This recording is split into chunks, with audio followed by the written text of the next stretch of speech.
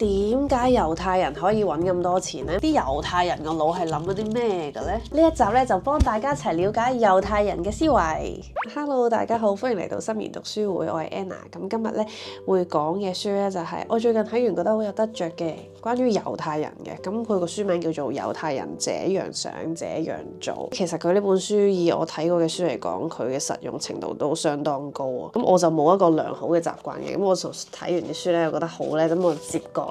點知我接咗幾十隻角喺度，我會分開上下兩 part 嘅。咁第一 part 咧就講猶太人嘅心態上面，咁然後第二 part 咧就會主力講真係佢哋喺投資或者係錢銀上面點樣操作嘅。咁呢本書我就一日之內其實我已經睇晒，因為我開始咗2個 chapter 之後咧就忍唔住咁順住睇。咁呢一個作者咧其實佢都係一個以色列嘅人嚟嘅，咁佢就係分析翻我猶太人係點樣諗嘢啦。咁大家都知道猶太人喺揾錢嘅上面咧都享負盛名㗎啦。咁呢條片咧就主要會 focus 喺佢嘅講猶太人嘅心態上面。咁呢一個系列咧，咁我都 expect 大家係齋聽聲音為主嘅，咁畫面就唔係咁重要嘅，畫面係我個死人樣嚟嘅啫，係啦，就冇咩資料補充嘅，主要係靠我口講嘅。但係我有個位要投訴少少，如果你想買呢本書嘅話，我會話俾你知個作者咧寫啲資料咧寫得有啲分散嘅，即係可能第20則同係128則係 relevant 嘅，但係佢係唔係擺埋一齊嘅咁樣咯。近年嘅市道都好差，咁所以如果你都係一個迷茫緊嘅年輕人，咁啱睇到呢一條片嘅話，希望都可以幫到你有少少嘅啟發嘅。至少我睇完咧，我係真係有啲啟發嘅。咁我開頭就講一講猶太人嘅信念。猶太人係好堅守信念嘅意義嘅。以前列科恩咧就講過啦，呢個世界上面每一個好宏偉嘅建築物下面咧都係靠信念去支撐。如果冇信念咧，再大嘅投入都會係徒勞無功嘅。即係咩意思咧？即係話當你相信自己會成功嘅時候咧，你已經喺成功嘅路上面。佢哋咧就認為咧缺乏咗信念嘅腦咧就好似一個好靚嘅樣缺乏咗對眼一樣。所有美好嘅事物咧都經歷咗2次創造嘅過程嘅。咁第一次咧就喺你個腦入面，而第二次就係你將幻想變成事實。即係舉例咧，有陣時我哋會諗到一啲其實我哋覺得係有得做嘅 idea 㗎，但係你都未開始做，你未開始諗你點樣令呢一件事實行咧，你已經 ban 咗自己啦。你覺得唉，呢啲咁好嘅 idea work 嘅話，晨早喺個市場上流通緊啦，仲使我嚟咩？係咪先？點會未俾啲有錢佬做咗啊？冇人做即係唔 work，即係你會諗到1000個咧去 stop 自己嘅理由嘅。但其實咧，我哋嘅大腦咧係根據我哋嘅思維去支配我哋嘅行動嘅。咁所以咧，猶太人係唔會輕易否決自己嘅每一個 idea 㗎。佢哋諗嘢嗰個 concept 個次序上咧，例如佢諗到一樣好好嘅 idea 啦，佢唔會諗我做唔做到，佢哋係會諗我點樣令佢做到咯。我哋要去培育自己嘅腦袋，相信我哋未來係會成功，而我哋剩低嘅心力咧就係諗我哋點樣去令我哋想做嘅事達成，要夠膽去諗。好啦，咁講完要夠膽去諗呢件事咧，咁你個腦出現咗靈感咯，下一步要點樣做咧？作者咧就認為咧，我哋所有個腦入面靈光乍現嘅一瞬間係最值錢嘅，咁佢就建議我哋咧要隨身，你諗到個 idea 就寫低佢啦。呢個就係一個神奇嘅事啊！咁啱我早半年前咧就建立咗個新嘅習慣啦，就係我去到邊都會帶住呢啲好細本嘅簿仔，即係唔係啲好 fancy 嘅手帳嚟嘅，就係一啲好細嘅簿仔咁樣啦。作者就認為咧，我哋個腦靈光乍現嘅一剎那係要每一次都捉住。咁點樣捉住咧？就係寫落張紙度，就最兜踎呢一種細簿仔。咁點解要咁細本咧？就方便女仔擺落個袋，呢啲4個半一本嘅啫。當我腦咧出現咗個 idea 咧，我就會寫低佢啦。咁寫嘅形式咧，其實好多秘密我就唔揭出嚟啦。但係咧個形式就係一個 mind map，咁我擺一個 mind map，跟住咧延伸出去，錢銀上你要點樣做啦？我要揾啲咩人去幫我啦？點樣令佢盈利啊？咁樣啦，即係當係咁樣啦。又或者係任何你諗到好好嘅 idea，不論佢係商業定係你係做 creative 嘅，你嗰個 moment 靈光一閃，要即刻捉住，因為我哋永遠都唔知道我哋任何一個 miss 咗嘅 idea 係會為我哋原本可以創造幾多嘅金錢咯。咁所以我係好認同呢一樣嘢嘅，非常之有用。即係我自從用咗呢一招之後咧，我覺得我個腦咧嗰個使用功率咧起碼大咗3倍咯。我有分嘅，藍色呢個咧就係 for 我嘅靈感啦，而黃色呢個咧係我突然之間可能喺路邊遇到某一啲知識上面嘅嘢，原來好 mindfuck 好 mind blowing 喎，咁我就寫低啦。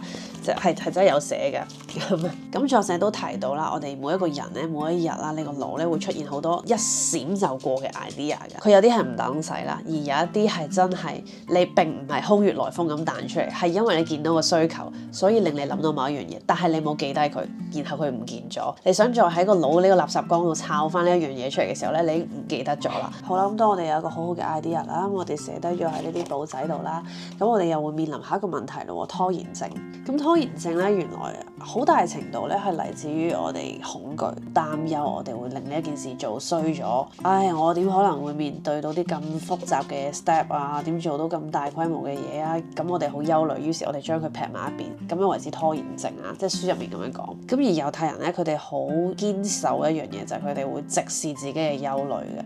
如果你有一件事你好明確地知道對自己係困難，佢哋會將呢一個部分拆分成佢哋可以 achieve 到嘅唔同嘅步驟。例如你覺得處理物流好難，咁佢哋會將佢唔識做物流嘅邊一部分咧 A B C D E 原來我全部都唔識做，跟住佢哋會將呢個 task 咧拆細佢，然後逐個去俾錢揾人幫又好，或者你搭膊頭叫人哋教你又好，或者自己用自己方法去揾個答案都好。佢哋唔會因為呢一個恐懼而將呢一份恐懼劈埋一邊，將成個 idea 抹殺。另外提一提咧，其實佢哋係好在意數據嘅，而佢哋咧都會好科學地去統計，回想翻自己憂慮嘅每一次，有幾大程度，有幾多次嗰件事係真係實實在在地發生咗呢？而作者咧就講到啦，好多時我哋個腦幻想出嚟嘅憂慮咧，阻止我哋前進嘅每一個心魔咧，喺現實中佢發生嘅機率係微乎其微嘅。即係簡單啲講，我哋過去擔憂嘅100件事入面，佢真係會發生嘅都唔夠5%。所以佢哋喺憂慮上面嗰個解決方法就係拆分佢每一個憂慮，然後幫每一個憂慮揾一個解決方法。講起憂慮呢啲內心嘅毛病咧，咁仲愣住一樣嘢叫唔自信啊。而猶太人係點樣對待自信呢一樣嘢咧？佢哋對待佢係好似你中英數通識咁樣，就係一個學科咯。你係要去學自信，自信係一樣你要去學習並且實行，你要揾技巧嘅一樣嘢嚟嘅。咁點解佢哋要去學自信呢？就係因為佢哋好明白自信嘅好處。自信同揾錢之間有咩關係呢？就係你有自信去陳述一件事，你有自信去展現你嘅才能嘅時候，你會得到賞識，你會帶來商業機會。而本書入面咧就講到點解有錢人咧會特別自信。咁你會話，咁你咁有錢梗係自信嘅啦，咁有錢俾著我都自信啦，係嘛？事實上都係嘅。咁但係點解佢哋會有咁大嘅自信？好大部分係嚟自於佢哋喺自己嘅業務能力方面，佢哋知道自己好熱愛佢嘅事業，佢好熱愛佢生財嘅技巧或者嗰一門專業，所以佢會對自己現況感到滿意。我哋普通人可以點樣去實現我哋自信呢一樣嘢呢？作者就認為第一樣嘢就係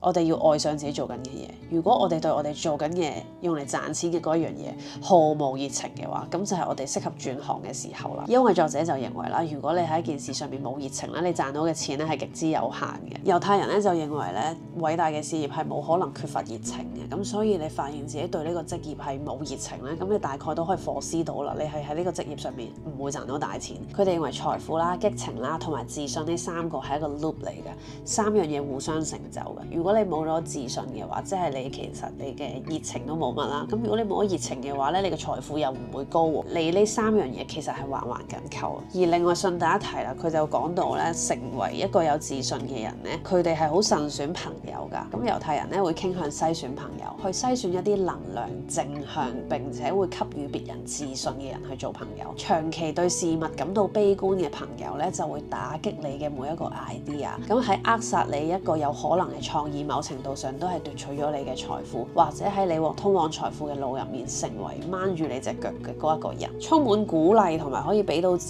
信你嘅朋友咧，可以令你無論係揾錢啦，又或者係個人進步上面咧走得更加遠。咁現實中咧，我相信大家即係身邊梗有1-2個 toxic friend 嘅啦。即係例如啊，你做呢一樣提出咗個 idea， 同A friend 講，A friend 話：妖點會得啊？呢樣嘢 work 啊，李嘉誠做咗一輪到你咯喎。咁然後咧，你同第2個 B friend 講啦，我好開心啊，最近學咗 ABCDEFG 啊。然後呢個 B friend 咧就話：妖幾廿歲人讀呢啲嘢邊揾到錢嘅？即係總係有好多呢啲抹殺你努力同埋創意嘅人。呢一啲朋友咧，唔係話要絕交，但係你要明白佢唔會係你一個長期嘅戰友，佢亦都唔會為你未來帶來一啲乜嘢增值。憤世嫉俗又悲觀嘅人咧，佢係會扼殺咗好多有發揮空間嘅 idea 㗎。因為喺佢哋眼中所有嘢都係唔可行，呢個世界係唔優美，創意係唔值錢嘅，你嘅努力係唔會得到價值同埋回報。如果你身邊咧有好多 toxic friend 咧，好中意打擊你嘅每一個 idea 啦，去否定你嘅努力嘅話咧，咁可能你就要三思，我係咪繼續要同佢保持現有呢一個階段嘅呢個 friendship 呢一個距離，係咪真係要咁近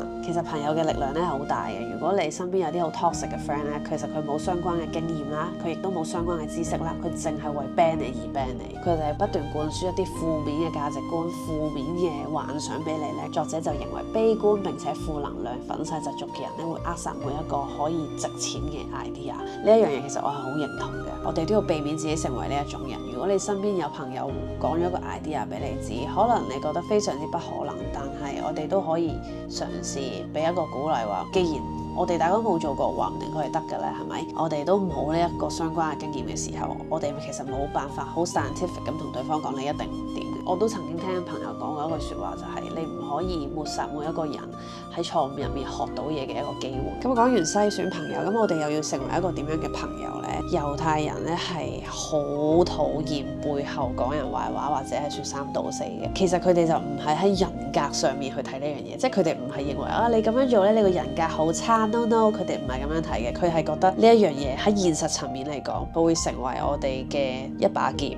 捅向自己嘅。咁猶太人就認為咧，背後講人壞話咧係一個作繭自負嘅行為嚟嘅，即係繞咗一圈咧，最後就會一絲不掛咁去翻你講嘅嗰位當事人耳邊，咁啊變成對你一個好不利嘅指控嚟㗎啦。對佢哋嚟講咧，即個潛在危險實在太大啦，所以佢哋唔會冒呢一個險嘅，因為佢哋相信咧，當你嘅朋友變成你嘅敵人，去同你嘅敵人聯手一齊去打你嘅時候咧，咁你一定會係最大嘅輸家。好啦，咁講下生活習慣。原來猶太人咧每一日都會騰空一段時間俾自己去反省啦，反省今日做嘅決定啦，反省今日做過嘅回應啦。佢哋係有意識、有計劃咁樣為自己騰空一段時間，咩都唔做，就咁坐喺度。因為佢哋相信咧，透過靜思嘅空間咧，可以直視自己嘅心魔，直視自己所恐懼啦。無論係生活啦、揾錢啦，定係你人同人之間嗰種關係、嗰種情感啦，喺你清空嘅腦袋坐喺度嘅時候咧，你去回想啦，會有一個更加開闊嘅視野，會睇得更加之客觀嘅。我哋其實冇自己想象中咁識得諗嘢㗎，因為我哋好多時咧喺每一日嘅工作入面啦，喺我哋每一日嘅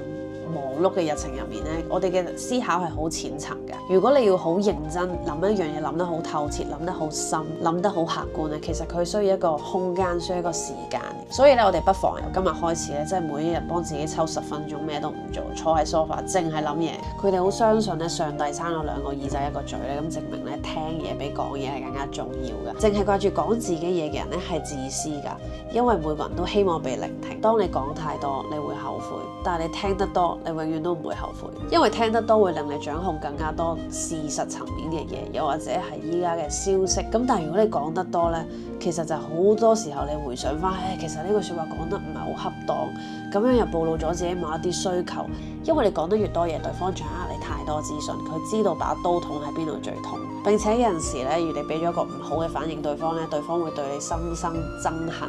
但係你聽得多嘢，對方只會感恩你願意聽佢講嘢。淨係掛住自己講自己嘢嘅時候咧，我哋好容易流失咗一啲我哋需要掌握嘅重要資訊。對於商業上面，你要聽到對方有啲乜嘢隱含嘅需求啦，又或者係喺競價階段你暴露咗太多你自己嘅底牌嘅時候咧，都係一個非常之大嘅不利。無論你係做生意定係你一個 freelancer， 你同人哋傾一個 deal 咧，永遠都係聽多過講，因為佢哋認為透露自己嘅慾望喺人哋面前咧係一件好容易出錯嘅事。即係我自己經驗啦，如果你同人哋傾生意咧，講得太多你嘅需求啦，你現階段嘅困惑啦，其實喺競價上面咧係非常之唔着數嘅，因為對方知道你依家係邊一方面最緊張。原來你急過我嘅，我即刻個價錢冇咁靚啦。我睇呢本書之前咧，我以為猶太人咁叻，佢哋一定係一啲好完美主義嘅人啦。